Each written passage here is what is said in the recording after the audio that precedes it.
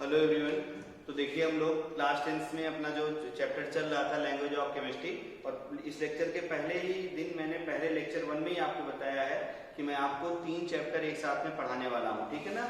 Acid base मतलब पहला chapter chemical reaction and equation, दूसरा चैप्टर जो आपका है एसिड बेसिस सॉल्ट, और तीसरा chapter metal and non metal. ये तीनों चैप्टर मिक्स करके मैं आपको पढ़ाऊंगा किसमें, लैंग्वेज ऑफ केमिस्ट्री में। एक्चुअली में जो आपका पहला चैप्टर है केमिकल रिएक्शन एंड इक्वेशन वाला, उस चैप्टर में बहुत सारी रिएक्शन पढ़नी है, ठीक है ना। अब वो रिएक्शन जब हमें पढ़नी है तो जब तक हम कंपाउंड्स नहीं पहचान पाएंगे तब तक हम रिएक्शन कुछ लिख नहीं पाएंगे। तो मैंने आपको बहुत सारे रेडिकल पढ़ा दिए हैं, बहुत सारे रेडिकल के कंपाउंड भी बना के सिखा दिए हैं। तो आई होप वहां तक के लेक्चर आपको क्लियर हो गए होंगे, तो अब आगे आपको समझ में आएगा, ठीक है ना। तो अगर यहाँ तक से पहले चीजें तैयार नहीं है, आपने नहीं देखी है वीडियो, तो ये वीडियो आपके काम का है नहीं, ठीक है ना। क्योंकि अब जो है हम लोग एसिड बेस पढ़ेंगे, फिर आपको मेटल और नॉन मेटल थोड़ा सा पढ़ाऊंगा, और फिर मैं फिर से लौट के आपका जो यूनिट 1 है केमिकल इक्वेशन एंड रिएक्शन, वहां तक पहुंच जाऊंगा। तो इसलिए प्लीज रेडिकल्स बड़े इंपॉर्टेंट है आपके लिए, उसको अच्छे से देखते रहिएगा। अब एसिड बेसिस सॉल्ट जो आपका चैप्टर है, ये पूरा इसकी पूरा हम लोग वहां पढ़ेंगे, मतलब इसका फिजिकल प्रॉपर्टी, ये वो दुनिया भर की चीजें यहाँ हमें, ठीक है ना। थोड़े से इनके मतलब ये रिएक्शन कैसे करते हैं, कैसे किसके साथ में जुड़ते हैं, थोड़ा सा बस इंट्रो का काम है, तो वो चीजें हम लोग यहाँ पे करते हैं, ठीक है ना। तो सबसे पहले देखिए, आपको जैसे आपसे क्वेश्चन देखो ऐसे बोलेगा व्हाट हैपेंड व्हेन, ठीक है ना, कुछ भी जिंक रिएक्टेड विद H2SO4, तो ये केमिकल रिएक्शन का ही पार्ट है। आप चाहे इधर पढ़ो चाहे मेटल नॉन मेटल में पढ़ो, तो हम ऐसे ही पढ़ाएंगे आपको कि आपको ये तीनों चैप्टर एक साथ में ताकि तैयार हो जाए। तो देखिए सबसे पहले एसिड और बेसिस में, ठीक है ना, देखिए ध्यान से, सबसे पहले हम लोग देखते हैं कि भाई एसिड्स क्या होते हैं, ठीक है ना। तो एसिड के बारे में बहुत सारी चीजें आप जानते होंगे, ठीक है। सबसे पहले देखिए इसके हम लोग फर्स्ट डेफिनेशन की बात करते हैं। फर्स्ट डेफिनेशन क्या, याद ध्यान में रखते रहिएगा, एसिड जो है डिराइव फ्रॉम ग्रीक वर्ड, ठीक ना, एक्रिलिया, अच्छे से याद रखते रहिएगा। Acid is derive from Greek word acrilia, दिमाग में बैठा होगा, acid is derive from Greek word acrilia, ठीक है ना। इसका जो मीनिंग होता है, एक्रिलिया का जो मीनिंग होता है, मींस सॉर इन टेस्ट, अच्छे से दिमाग में बैठा होना चाहिए, ठीक है ना, दिमाग में ये बैठ गया होगा।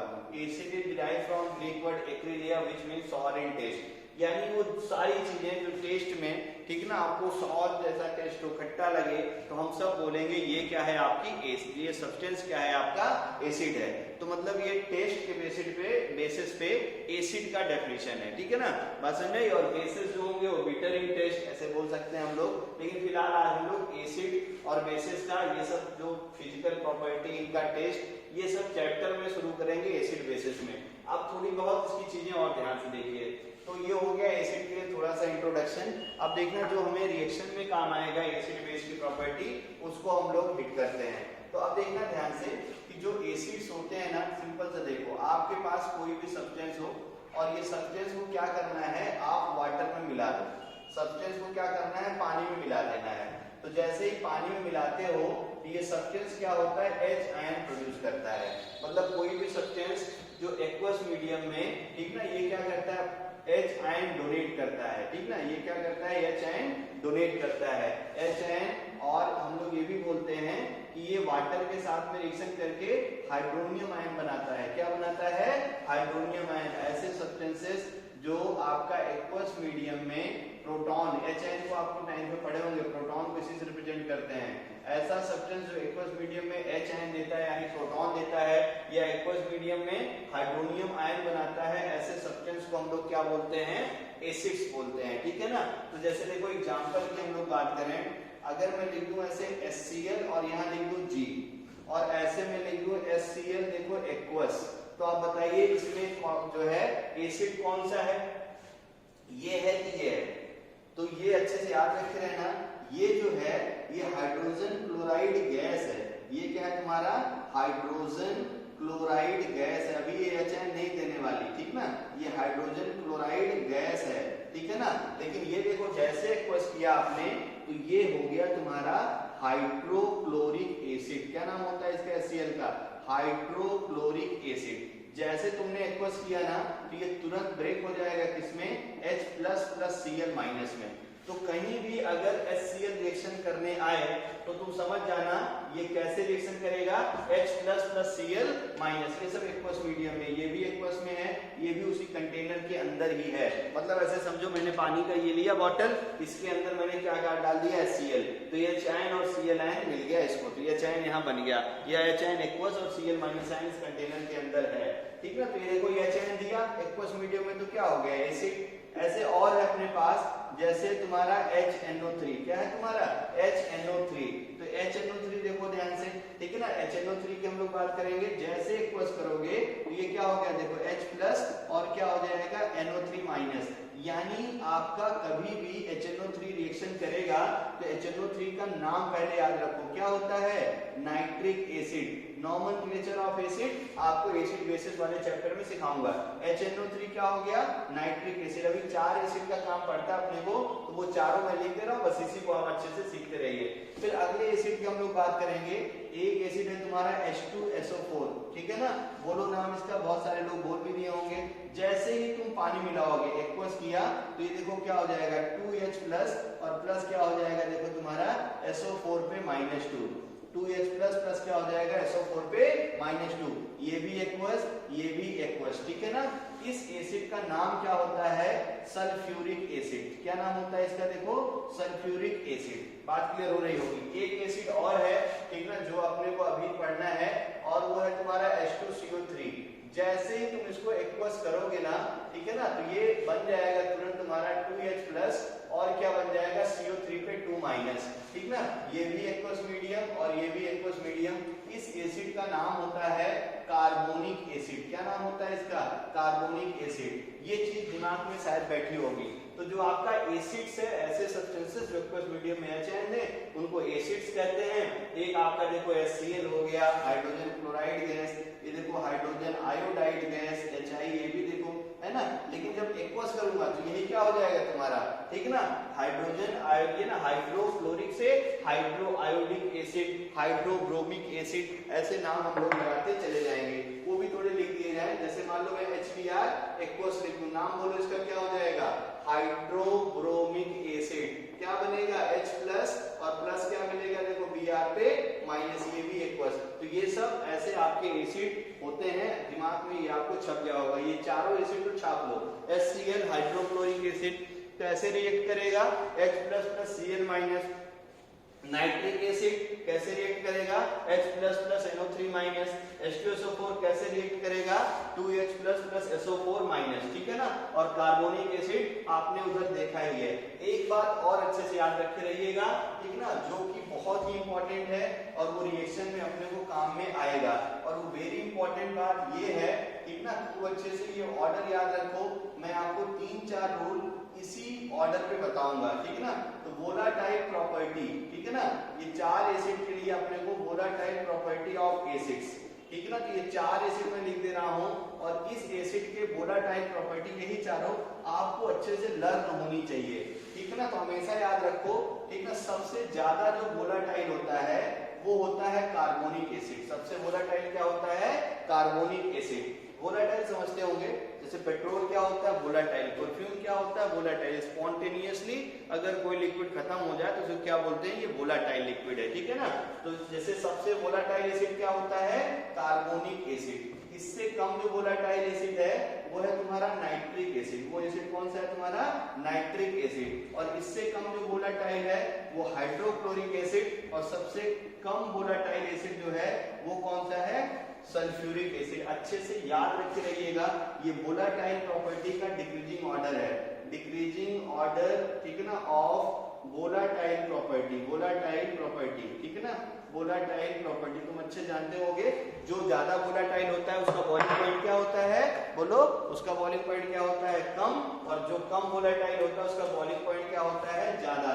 यहाँ मैं लिख दे रहा हूँ, ये देखो मोर वोलाटाइल है, पास में नहीं, इसका बॉइलिंग पॉइंट क्या हो जाएगा ज्यादा, मोर बॉइलिंग पॉइंट। और देखो H2SO4, ठीक है ना, ये तुम्हारा लेस वोलाटाइल है, ठीक है ना, तो इसका बॉइलिंग पॉइंट क्या हो जाएगा बहुत ज्यादा, जो है जो इल्टा में लिख दिया, देखो ये वोलाटाइल है, उल्टा ये हो गया तुम्हारा लेस बॉइलिंग पॉइंट, पॉइंट, और ये कम वोलेटाइल है, इसका क्या हो गया, मोर बॉइलिंग पॉइंट। यानी सिंपल से अगर देखो ध्यान से, तो मैं ये रूल भी बोल सकता हूं कि वोलेटाइल जो प्रॉपर्टी होती है ना, बोलो, इनवर्सली प्रोपोर्शनल टू क्या होता है, बॉइलिंग पॉइंट। जिसका बॉइलिंग पॉइंट ज्यादा होगा उसकी वोलेटाइल प्रॉपर्टी कम होगी, जिसका बॉइलिंग पॉइंट ज्यादा होगा, ठीक है, उसकी वोलेटाइल प्रॉपर्टी देखो कम होगी, जिसका बॉइलिंग पॉइंट कम होगा उसकी वोलेटाइल प्रॉपर्टी बहुत ज्यादा होगी। इसको 3-4 बार लिख के याद करिए। सबसे ज्यादा वोलेटाइल कार्बोनिक एसिड, उससे कम वोलेटाइल नाइट्रिक एसिड, उससे कम वोलेटाइल हाइड्रोक्लोरिक एसिड, उससे कम वोलेटाइल सल्फ्यूरिक एसिड। अब देखना, हमेशा याद रखो,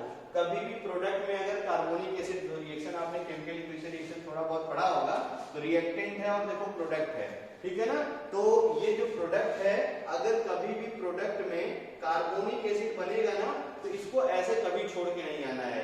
ये कार्बोनिक एसिड तुरंत डिकम्पोज हो जाता है। हमेशा याद रखो, प्रोडक्ट में अगर कभी भी कार्बोनिक एसिड बन जाए, इसको ऐसे छोड़ के कभी नहीं आएंगे। ये कैसा टूट जाएगा, देखो H2O और प्लस क्या हो जाता है, CO2 में ये तुरंत का तुरंत ब्रेक हो जाता है। क्यों? क्योंकि ये क्या है, तुम्हारा हाईली वोलेटाइल एसिड है। तो आई होप यहां तक आपको बहुत अच्छे से क्लियर हो गया होगा। यहां तक क्लियर हो जाए, ना क्लियर हो तो वीडियो प्लीज एक बार रिमाइंड करके आप देख लीजिएगा, ठीक है ना। तो ये एसिड की वोलेटाइल प्रॉपर्टी का ऑर्डर है। अब कुछ चीजें और आपको याद रखनी है, ठीक है ना, इनके एसिड्स के लिए, वो मैं चीजें यहाँ लिख रहा हूँ, ठीक है ना। जैसे देखो, मान लो तुमसे बोले कि अपने पास, ठीक है ना, एसिड है H2SO4, एसिड कौन सा है तुम्हारा, H2SO4, और ऐसे कर दे इसको गर्म और टेम्परेचर लिख दे लेस देन 120 डिग्री सेल्सियस, ठीक है ना, अच्छे से याद रखे रहना। और यही H2SO4 इसी से रिएक्शन कराए, H2SO4 का रिएक्शन किसी भी कंपाउंड से कराए और बोले कि टेम्परेचर जो है 120 डिग्री सेल्सियस से ज्यादा है, या सिर्फ ऐसे बोल दे कि हमने इस कंपाउंड को H2SO4 के साथ में गर्म किया, टेम्परेचर नहीं दे रहा है, तब क्या होगा, ठीक है ना। तो हमेशा याद रखिएगा, जब टेम्परेचर कम होता है, देखो ये मान लो हाइड्रोजन और सल्फर, हिंदुस्तान पाकिस्तान, ऐसे याद रखो। तो जब देखो टेम्परेचर कम होता है 120 डिग्री सेल्सियस, ऐसे याद रखिए, तो ये जो होता है इसका डिकम्पोजिशन H प्लस और प्लस जो है HSO4 माइनस में, मतलब भाईचारा बरकरार रहता है इनका, ठीक है ना। ये देखो हिंदुस्तान में सब है ना, बाकी आप समझदार हैं। तो ये देखो क्या है, H2SO4 कैसे ब्रेक होता है, H प्लस प्लस HSO, जो आपका H2SO4 है, लो टेम्परेचर पे H प्लस प्लस क्या ब्रेक होता है, HSO4 माइनस में, ठीक है ना। अगर ये टेम्परेचर ज्यादा पे रिएक्शन करता है H2SO4, तो यही H2SO4 को ब्रेक कराएंगे 2H प्लस और प्लस क्या हो गया, SO4 पे -2। दिमाग में ये सब छपना चाहिए, अभी सब रिएक्शन अपने को काम में आएंगी। तो H2SO4 अगर लो टेम्परेचर पे रहेगा तो H plus plus HSO4, high temperature पे है तो कभी कभी ऐसे लिखा जाता है, यहाँ लिख देगा लो टेम्परेचर, तब भी समझ जाना कि ये ऐसे डिकम्पोज होने वाला है। और कभी कभी यहाँ लिख देगा हाई टेम्परेचर पे H2SO4 रिएक्शन कर रहा है, तो मतलब समझ जाना ये वाली ब्रेकिंग हो रही है, ठीक है ना। फिर अब देखो ध्यान से, H2SO4 है तुम्हारे पास, यहाँ टेम्परेचर कुछ नहीं लिखा है, तो जब टेम्परेचर कुछ भी नहीं लिखा हो तो इस वाले केस को इसी के जैसा मान लेते हैं, मतलब ये दोनों सेम होता है 2H प्लस और क्या होता है SO4 पे 2 माइनस। क्यों ऐसा मान लेते हैं, क्योंकि देखो H2SO4 लेस वोलेटाइल है, तो रूम टेम्परेचर से ज्यादा टेम्परेचर पे रिएक्शन कराएंगे तभी ये होने वाला है। तो इसको अच्छे से याद रखे रहना, ये दोनों के लिए एक पैटर्न है रिएक्शन का। लेकिन अगर लो टेम्परेचर लिख दिया, लो टेम्परेचर लिख के उसने क्वेश्चन पूछा, तो पैटर्न ये वाला रिएक्शन के लिए हमें यूज करना है। आई होप यहाँ तक आपको अच्छे से समझ में आ गया होगा, ठीक है ना। तो ये है आपका एसिड का थोड़ा सा इंट्रोडक्शन। कुछ चीजें और आपको पढ़नी है, तो वो हमें जो पढ़ना है उसको हम लोग और थोड़ा लिखते हैं। तो देखिए हम लोग पढ़ते हैं क्लासिफिकेशन ऑफ एसिड्स, ठीक है ना। तो क्लासिफिकेशन ऑफ एसिड को, ठीक ना, बहुत सारे टाइप के क्लासिफिकेशन है, ठीक है। जैसे फर्स्ट क्लासिफिकेशन है on the basis of occurrence, ठीक है ना। तो ऑकरेंस के बेसिस पे ऐसे सब्सटेंसेस जो ऑर्गेनिक कंपाउंड, मतलब जो आपके एनिमल प्लांट में मिलते हैं उनको बोलते हैं ऑर्गेनिक एसिड, और जो आपके मिनरल्स में बोलते हैं उसको हम लोग बोलते हैं इनऑर्गेनिक एसिड, ठीक है ना। तो क्लासिफिकेशन ऑफ एसिड ध्यान से देखते रहना, classification of acid, classification of acids, बस अपने को दो का काम है यहाँ पे, ठीक है ना, और मतलब तीन का काम है एक्चुअली में, तो वो तीनों हम लोग यहाँ पे डिस्कस करते हैं। तो पहला क्लासिफिकेशन है तुम्हारा बेस्ड ऑन ऑकरेंस, ठीक है ना, based on occurrence, based on occurrence. इसकी केमिकल प्रॉपर्टी की है तीन चीजों को हमें पता होना चाहिए इसका क्लासिफिकेशन। बाकी क्लासिफिकेशन एसिड बेसिस चैप्टर में आपको सिखाऊंगा। तो पहला क्लासिफिकेशन देखो, बेस्ड ऑन ऑकरेंस। तो ऑकरेंस के बेसिस पे एसिड और बेस दो टाइप के, एक क्या होता है ऑर्गेनिक एसिड्स और एक क्या होता है तुम्हारा इनऑर्गेनिक एसिड्स। ऐसे एसिड जो ऑर्गेनिक सब्सटेंसेस से मिलते हैं, ठीक है, एनिमल प्लांट में मिलते हैं उसको बोलते हैं ऑर्गेनिक एसिड, और जो मिनरल से मिलते हैं उसको क्या बोलते हैं इनऑर्गेनिक एसिड। जैसे ऑर्गेनिक एसिड का हम लोग एग्जांपल लिखते हैं, तो ऑर्गेनिक एसिड के एग्जांपल में देखिए ध्यान से, सबसे पहले याद करिए, सबसे पहले कहीं न कहीं आपने पढ़ा होगा फॉर्मिक एसिड, HCOOH। बोलो इसका नाम क्या है, बोलो फॉर्मिक एसिड। क्या नाम है, फॉर्मिक एसिड। प्लस देखो ध्यान से CH3COOH ना, प्लस क्या कॉमन लगा के अगला एसिड देखो ध्यान से, इसका नाम क्या है एसिटिक एसिड, ठीक ना। ये देखो फॉर्मिक एसिड किसमें मिलता है, रेड एंड में। एसिटिक एसिड का कॉमन नेम आप जानते होंगे, चाउमीन खाई ना सबने, तो ये क्या है तुम्हारा विनेगर, ठीक है ना। एसिटिक एसिड क्या होता है तुम्हारा विनेगर। बहुत सारे हैं, ठीक ना, इतना बहुत है आपके लिए, बस दो अभी याद करिए केमिकल प्रॉपर्टीज में, मतलब जब केमिकल रिएक्शन वाला चैप्टर पढ़ेंगे तो इतने का काम पड़ेगा। इनऑर्गेनिक एसिड के एग्जांपल में आते हैं हम लोग। इनऑर्गेनिक एसिड के एग्जांपल में देखते रहते हैं ध्यान से, कौन कौन से एसिड, सबसे पहले HCl, HNO3, वही जो चारों लिख रखे थे मैंने, और क्या लिखा था मैंने देखो H2CO3, और क्या लिख रखा था मैंने देखो H2SO4 एक्सेट्रा। अच्छे से याद रखे रहो, ठीक है ना। तो ये है आपके इनऑर्गेनिक एसिड, और ऊपर वाले क्या है organic acid. Acid found in the animal and plant are called organic acid, acid found in the minerals are called inorganic acids, ठीक है ना। सेकंड क्लासिफिकेशन देखिए ध्यान से, ये है आपके लिए important, based on molecular composition, ठीक है ना, बेस्ड ऑन मॉलिक्यूलर कंपोजिशन। जब भी हम लोग क्या करते हैं, एसिड का जो मॉलिक्यूल है ना, उसके अंदर कौन कौन से आइटम हैं, इसके बेसिस पे हम लोग एसिड और बेसिस को क्लासिफाई करते हैं, बेस्ड ऑन मॉलिक्यूलर कंपोजिशन। तो कंपोजिशन के बेसिस पे आपके जो एसिड्स होते हैं वो दो टाइप के होते हैं, एक होता है आपका हाइड्रा एसिड, एक क्या होता है तुम्हारा हाइड्रा एसिड, ठीक है ना, और एक क्या होता है तुम्हारा ऑक्सी एसिड, ठीक है ना। इसको इस बात को ऐसे लिखता हूं ज्यादा अच्छा समझ में आएगा। इसके बेसिस पे एसिड आपके दो टाइप के, एक क्या होते हैं तुम्हारे देखो हाइड्रा एसिड्स, ठीक है ना, और एक क्या होते हैं आपके ऑक्सी एसिड। मैं आपको ढेर सारे रूल बताऊंगा, ठीक है ना, इस चैप्टर में, मतलब केमिकल रिएक्शन इक्वेशन वाले, यानी LOC में, ऐसे समझ लो आप, केमिकल रिएक्शन इक्वेशन में, मेटल नॉन मेटल में, एसिड बेसिस एंड सॉल्ट में, जिसमें ये रूल बताऊंगा, hydra acid reacted with metal, oxy acid reacted with metal. तो जब तक तुम्हें ये पता नहीं रहेगा और आप कर नहीं पाएंगे। तो हाइड्रा एसिड क्या होते हैं देखना ध्यान से, हाइड्रा एसिड वो होते हैं कि आपको ऐसा एसिड जिसमें हाइड्रोजन हो और नॉन मेटल हो, हाइड्रोजन हो और नॉन मेटल हो, लेकिन ये नॉन मेटल कभी भी ऑक्सीजन ना हो, तो ऐसे एसिड को हम लोग क्या बोलते हैं हाइड्रा एसिड। जैसे तुम्हारा एग्जांपल देखो, एग्जांपल की बात कर लो HCl, एग्जांपल की बात कर लो HF, एग्जांपल की बात कर लो HI, एग्जांपल की बात कर लो HBr, ये सब एक्वस मीडियम में हाइड्रा एसिड्स हैं, ठीक है ना। अब हम लोग आते हैं ऑक्सी एसिड्स क्या होते हैं।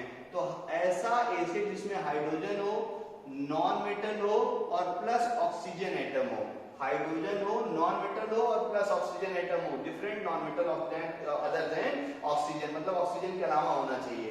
तो ऐसा एसिड जिसमें हाइड्रोजन हो, कोई एक नॉन मेटल हो और ऑक्सीजन भी हो, तो ऐसे एसिड को हम लोग क्या बोलते हैं ऑक्सी एसिड। तो जैसे इसका एग्जांपल लिख दिया जाए, तो इसके एग्जांपल में देखो आप ध्यान से बोलो, सबसे पहले कार्बोनिक एसिड, उसके बाद बोलो नाइट्रिक एसिड, देखो hydrogen non metal oxygen, hydrogen non metal oxygen, इसके बाद बोलो सल्फ्यूरिक एसिड H2SO4। तो ये हो गया तुम्हारा ऑक्सी एसिड और hydra acid. Acid consist hydrogen and non metal never equal to oxygen called as hydra acid, and acid consist hydrogen non metal plus oxygen is called as oxy acid. तो I hope ये दो classification आपको बहुत अच्छे से समझ में आ गया होगा। एक चीज और अपने को काम है क्लासिफिकेशन का, और वो है तुम्हारा बेस्ड ऑन बेसिसिटी, ठीक है ना। तो ये थोड़ा ध्यान में रखिएगा, थोड़ा अच्छी चीज है ये, ठीक है ना। तो एसिड का क्लासिफिकेशन बेस्ड ऑन बेसिसिटी, ठीक है ना। तो थर्ड क्लासिफिकेशन है based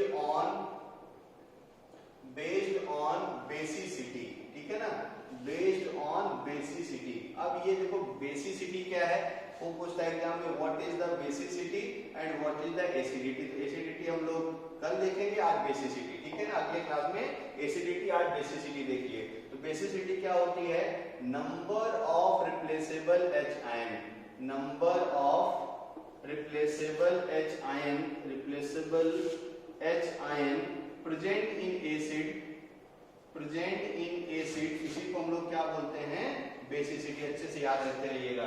number of replaceable H ion present in acid are called, इसी को हम लोग क्या बोलते हैं? Are called basicity. दिमाग में छप जाए, ठीक ना। तो बेसिसिटी क्या होती है? Number of replaceable H ion present in the acid are called basicity, ठीक है ना। जैसे देखिए एग्जांपल से ज्यादा समझ में आएगा। जैसे देखो एग्जांपल, तो HCl जैसे तुमने एक्वस किया था, तो आप याद करिए रिप्लेसेबल H प्लस प्लस क्या मिला था? Cl minus N। कितना रिप्लेसेबल H आयन? 1। तो इसके लिए इसकी जो बेसिसिटी है कितनी हो गई? 1 के बराबर। इस बेसिसिटी को कुछ भी टर्म से लिख देते हैं, X लिख दो, N लिख दो, जो बन करे वो लिख दो, ठीक है ना। अगला देखो ध्यान से, मैं तुमसे बोलूं कि तुम्हारे पास HNO3 है, इसका बेसिसिटी बताओ। तो इसकी बेसिसिटी कितनी हो गई? बोलो H प्लस और प्लस क्या हो गया? देखो NO3 माइनस। कितना रिप्लेसेबल H आयन हो गया? 1। अगला देखो ध्यान से, मैं तुमसे बोलूं तुम्हारे पास H2SO4 है, इसको मैं एक्वस करूं, एक्वस करूंगा तो देखो क्या हो गया? 2H प्लस और क्या हो गया? देखो SO4 पे 2 माइनस। कितना इसका बेसिसिटी हो गया? बोलो 2। कितने रिप्लेसेबल H आयन थे? 2। तो इसकी बेसिसिटी कितनी हो गई? 2, ठीक है ना। अब ये बेसिसिटी कैसे निकल रही है इसको मैं अगले क्लास में बहुत अच्छे से आपको एक्सप्लेन करूंगा। तो based on basicity acid are classified into mainly 3 category, ठीक है ना। एक होता है तुम्हारा जब रिप्लेसेबल जो H आयन है 1 हो, तो इसको बोलते हैं हम लोग मोनोबेसिक एसिड। क्या बोलते हैं? Monobasic acid. Acid which have only 1 replaceable H ion are called as monobasic. और अगर 2 रिप्लेसेबल H आयन होंगे इसको हम लोग क्या बोलेंगे? डाइबेसिक। और अगर 3 होंगे तो हम लोग क्या बोलेंगे? ट्राइबेसिक, ठीक है ना। तो मोनोबेसिक एसिड, डाइबेसिक एसिड और अगला क्या मिल गया तुम्हें? देखो ट्राइबेसिक एसिड। तो बेस्ड ऑन बेसिसिटी है ना, acid are classified into 3 category, monobasic, dibasic and tribasic. Basicity क्या होती है? Number of replaceable H ion present in the acid are called as basicity. तो आई होप ये आपको बहुत अच्छे से क्लियर हो गया होगा। इसके अगले पार्ट में हम लोग बेसिसिटी ऑफ एसिड कैसे फाइंड करते हैं ये देखेंगे, और जो है फिर हम लोग उसके बाद मेटल्स पढ़ेंगे कि मेटल क्या है, नॉन मेटल्स क्या होती हैं, और मेटल का रिएक्टिविटी सीरीज। देन हम लोग आपका यूनिट 1 केमिकल रिएक्शन इक्वेशन से जो है उसके टाइप ऑफ रिएक्शन करना शुरू कर देंगे, ठीक है ना। तो यहाँ तक के वीडियो को बहुत अच्छे से देखिए और अच्छे से समझते रहिए। पैरेलल में नोट्स भी आप लोग बनाते रहिए। Thank you.